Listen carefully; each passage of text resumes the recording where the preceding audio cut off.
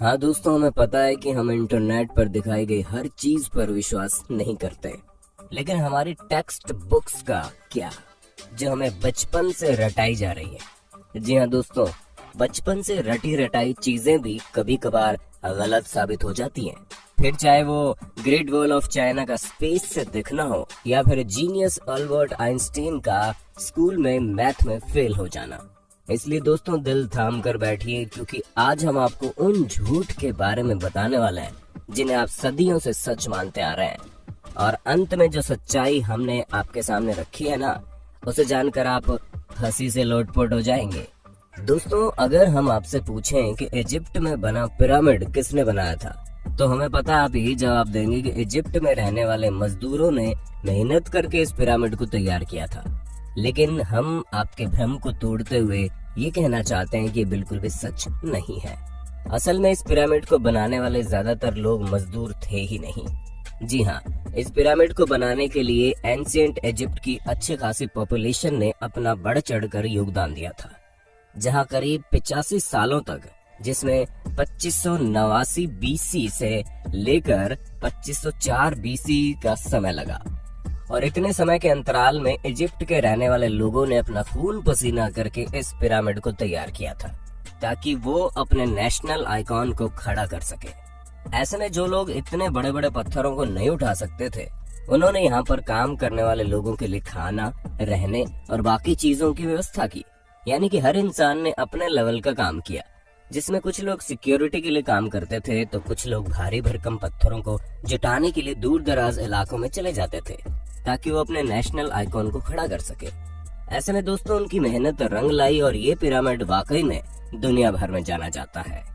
चलिए दोस्तों, अब आपके सबसे फेवरेट माइकल जैक्सन की बात करते हैं, क्योंकि इस बात से कोई इनकार नहीं कर सकता कि माइकल जैक्सन ने पॉप म्यूजिक में एक अलग ही मुकाम हासिल किया था, जहाँ ये सिंगर के साथ साथ एक बेहतरीन डांसर भी थे, और इनके डांस मूव तो वाकई माशाल्लाह थे।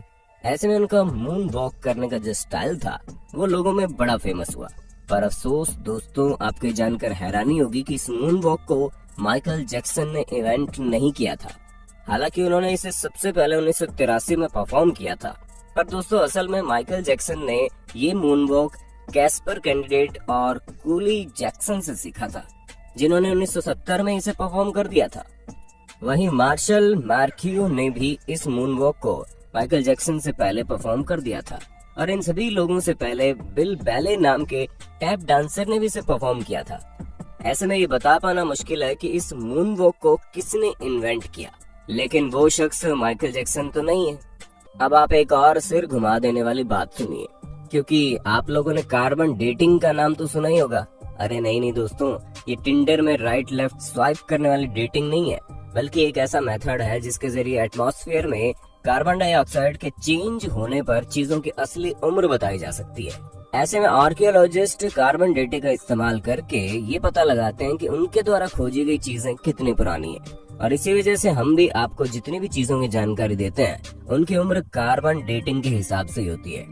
और विलर्ड लिबी नाम के जिस प्रोफेसर ने कार्बन डेट्स का पता लगाया था, और इस काम के लिए उन्हें नोबेल प्राइज भी मिला था। लेकिन दोस्तों, दिल थाम लीजिए, क्योंकि हम आपको बता दें कि कार्बन डेटिंग के जरिए चीजों की असली उम्र पता लगाना बहुत मुश्किल है।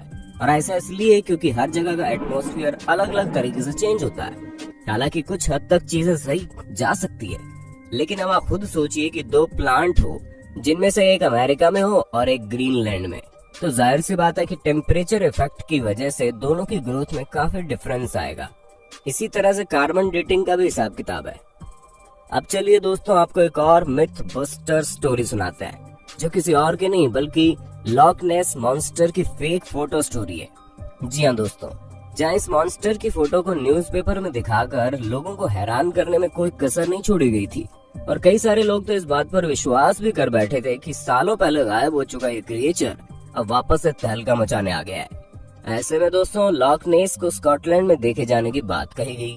इस तस्वीर को सबसे पहले रॉबर्ट केनेथ विल्सन ने 1934 में लोगों के सामने रखा, और करीब 60 सालों तक इनकी ली गई इस तस्वीर को सच्चा समझा जा रहा था। लेकिन वो कहते हैं ना कि झूठ के दिन 4, सच चले 1000 साल। हाँ दोस्तों, हमें पता है हमारी बनाई गई कहावत उतनी अच्छी नहीं है, लेकिन इस जगह पर बिल्कुल फिट बैठती है। क्योंकि 1994 में ये बात लोगों के सामने आ गई कि लॉक नेस मॉन्स्टर का जो शेप उस तस्वीर में था वो कुछ और नहीं बल्कि एक टॉय सबमरीन थी, जिसे पानी में इस तरह डाला गया था कि वो उस क्रिएचर की तरह दिखाई दे। और ऐसा मर्म्यूडेक नाम के जर्नलिस्ट ने किया था ताकि वो अपने न्यूज़पेपर से बदला ले सके, क्योंकि उनके न्यूज़पेपर ने लॉक नेस मॉन्स्टर के बारे में छापने की वजह से उन्हें बातें सुना दी थी। और इसी वजह से उन्होंने इतनी बड़ी कहानी रची जिसके चंगुल में दुनिया करीब 60 सालों तक थी। दोस्तों, जब आप दुनिया के अजूबों के बारे में सोचते होंगे तो आपके दिमाग में सबसे पहले क्या आता होगा? माचू पिच्चू, ताजमहल या ग्रेट वॉल ऑफ चाइना? लेकिन बाकी सबका तो ठीक है, लेकिन ग्रेट वॉल ऑफ चाइना के बारे में हम आपको बता दें ये इतना भी ग्रेट नहीं है कि स्पेस से दिखने लग जाए। जी हाँ दोस्तों, क्योंकि सच्चाई तो ये है कि ये इतना बड़ा भी नहीं है कि इसे हमारे एटमॉस्फेयर के बाहर किसी भी जगह से देखा जा सके, फिर चाहे वो मून ही क्यों ना हो जो हमारे सबसे करीब है। और ये हम अपने मन से नहीं कह रहे, बल्कि खुद नासा ने इस बात को साबित किया है। हालांकि भले ही 21,196 किलोमीटर लंबी हो, लेकिन अगर हम इसकी चौड़ाई की बात करें तो ये बॉटम से मात्र 20 फुट चौड़ी है और टॉप से केवल 16 फुट चौड़ी है।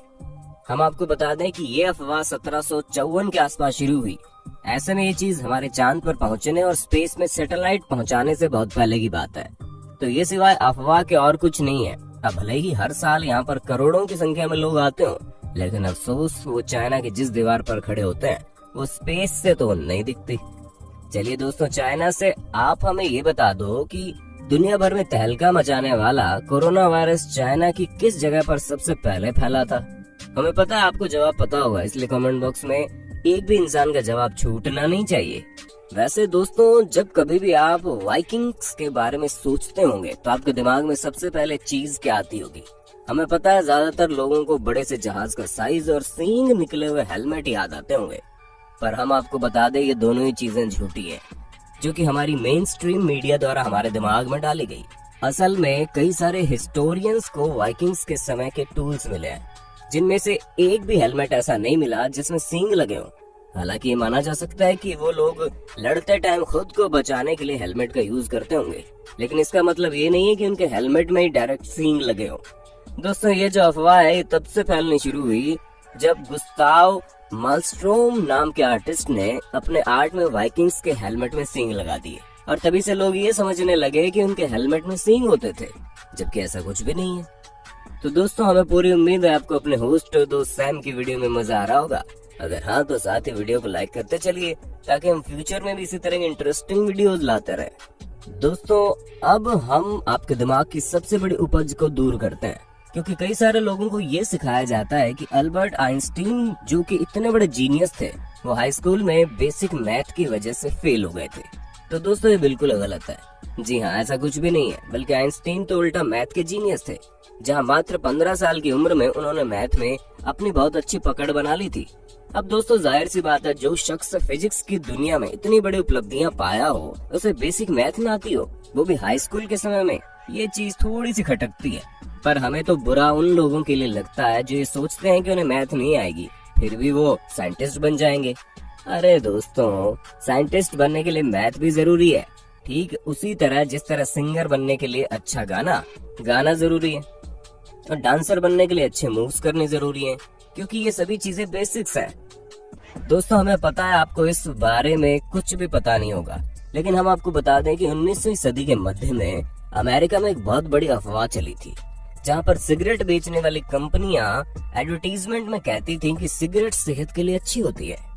जी हाँ दोस्तों, हैरान मत होइए, एक्चुअल में ऐसा होता था क्योंकि कुछ कंपनियां ये तक कहती थी कि डेंटिस्ट खुद लोगों को सिगरेट पीने की सलाह देते हैं और ये सेहत के लिए बहुत अच्छी होती हैं, जिससे टेंशन वगैरह भी कम होता है। और इस तरह के कई सारे एड कैंपेन उस समय चल रहे थे, जिसकी वजह से अमेरिका के करीब 45% लोग सिगरेट की लत लगा चुके थे। हालांकि अभी भी अमेरिका में सिगरेट पीने वालों की कोई कमी नहीं है, लेकिन उस समय पूरे 45% लोग सिगरेट पीते थे, यानी कि करीब 7 करोड़ लोग तो केवल सिगरेट ही पिया करते थे। वो तो बाद में पता चला कि ये सेहत के लिए हानिकारक है, जिससे भगवान आपको अपने पास जल्दी बुला लेते हैं, और इसी वजह से लोगों ने मरने के डर के कारण सिगरेट को टाटा बाय बाय कहना जरूरी समझा। पर शायद अभी भी कुछ लोग इस बात को नहीं समझते हैं। दोस्तों आज के लिए बस इतना ही। उम्मीद है आपको हमारी वीडियो पसंद आई होगी। अगर हाँ तो इस वीडियो के बारे में हमें कमेंट करके जरूर बताना और ऐसे इंटरेस्टिंग वीडियोस लगातार देखने के लिए हमारे चैनल को लाइक शेयर और सब्सक्राइब करना बिल्कुल ना भूलें। धन्यवाद।